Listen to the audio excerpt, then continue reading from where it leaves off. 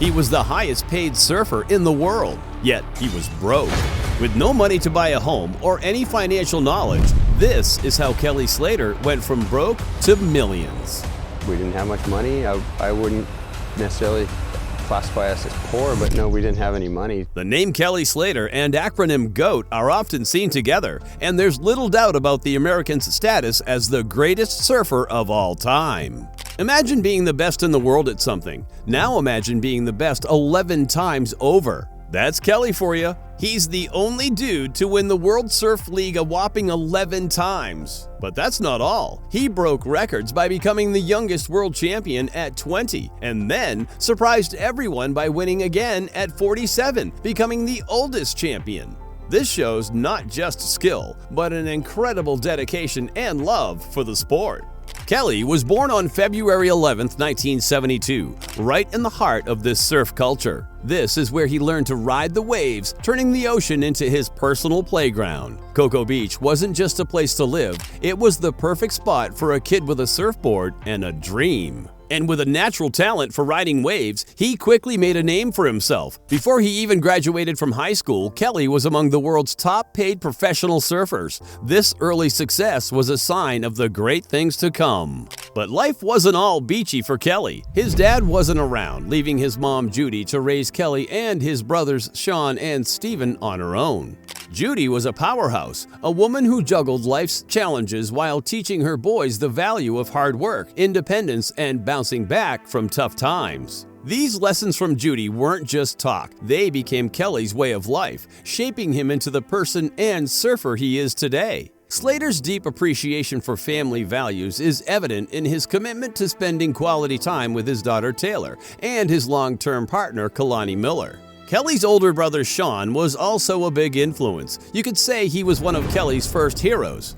Growing up in a place where surfing was as common as riding a bike, it's no surprise Kelly was on a surfboard by the age of 5, learning the ropes alongside brothers. In Cocoa Beach, if you weren't surfing, you were probably planning your next trip to the beach. It was in these waters, with the support of his family and local surfing community, that Kelly's natural talent for surfing really started to shine.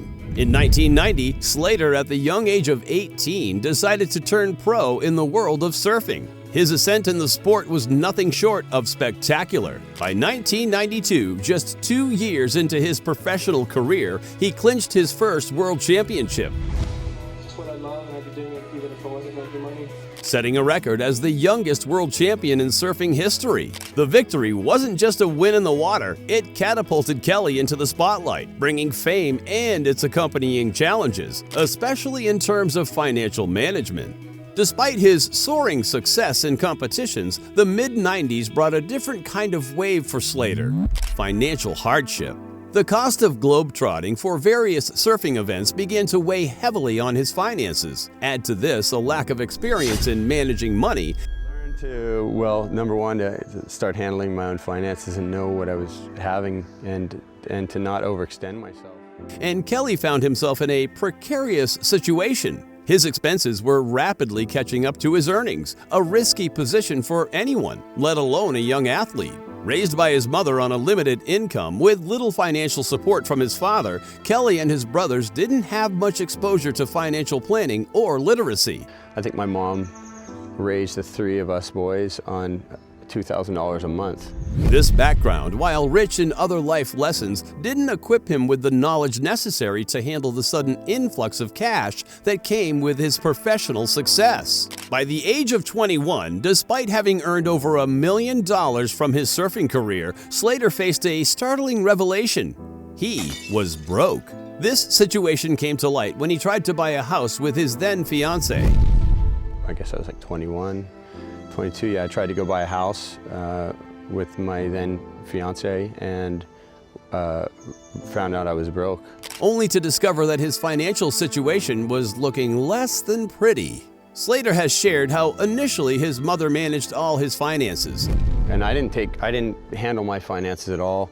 My mom just kind of took care of it for me. And this system, though well-intentioned, left Kelly unprepared for the realities of financial management as his career and earnings grew. It was a wake-up call for him and showed him the importance of being in charge of his own financial decisions. Learning to handle his finances became an essential part of his journey, not just as a professional athlete, but as an individual. Seeing no way out of this situation, by the late 1990s, Slater became more strategic about the sponsorships and endorsements he chose to pursue. He realized the power and value of his name and image and began to make strategic choices in his partnerships. Slater's influence extended far beyond the waves. He ventured into the world of video games, a move that proved to be quite a hit. The Kelly Slater Pro Surfer video game was especially popular, introducing surfing to a whole new audience who might not have been familiar with the sport otherwise. His exploration into other merchandise like action figures also capitalized on his status as a sports icon, opening up new revenue streams and broadening his brand's impact. But Slater didn't stop there. He also made his mark in the entertainment industry. Many remember him from his recurring role as Jimmy Slade in the iconic TV series Baywatch during the early 1990s, when he appeared in 27 episodes. This exposure helped him reach an even wider audience. Beyond Baywatch, Slater popped up in various other TV shows like The Jersey and The Ultimate Surfer,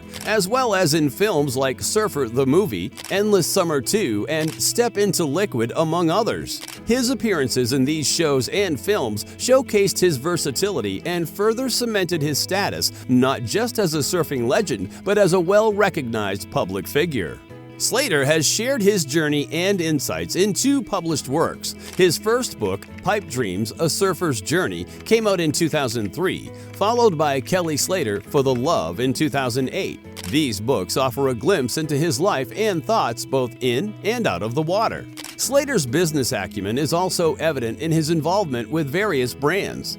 He had a long-standing partnership with Channel Islands Surfboards until he shifted to Firewire Surfboards, a company he eventually acquired in 2014. Not stopping there, Slater launched his own line of surfboards with 4 unique designs. But perhaps one of his most ambitious ventures is the Kelly Slater Wave Company. This project was a decade-long endeavor to create the perfect inland wave, known as the wave pool. The World Surf League bought a majority stake in the company in 2016 and has since been hosting events at the Kelly Slater Surf Ranch. They are even expanding, acquiring land to develop more surf ranches and planning a hotel and housing complex centered around a surfing basin. Kelly's business interests aren't just limited to surfing-related ventures. He co-founded a beverage company called Perps in 2014, which offers organic, zero-calorie energy drinks alongside Dr. Chris Schaumburg and RVCA founder Pat Tenor. All these endeavors contribute to Kelly Slater's impressive net worth, which Celebrity Net Worth estimates to be around $35 million.